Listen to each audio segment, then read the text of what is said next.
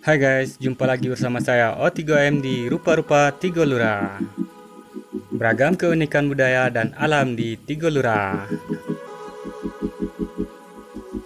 Ya guys, kali ini kita akan hadir dengan tema kebudayaan nih guys. Kita akan menampilkan kesenian telempong kayu.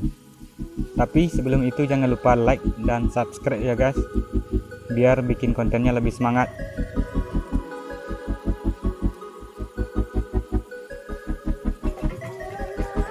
Kesenian telempong kayu adalah kesenian khas dari Tigolura nih guys, yang dimainkan dengan cara dipukul hampir sama dengan celempong pada umumnya. Bedanya celempong itu terbuat dari kayu guys, tapi bukan sembarang kayu lah.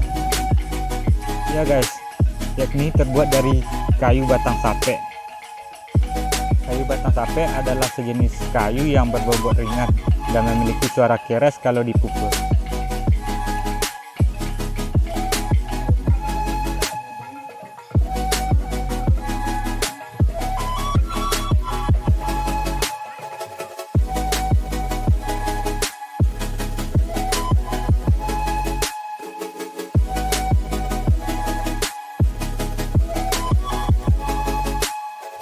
Oke guys, sekian dulu infonya ya.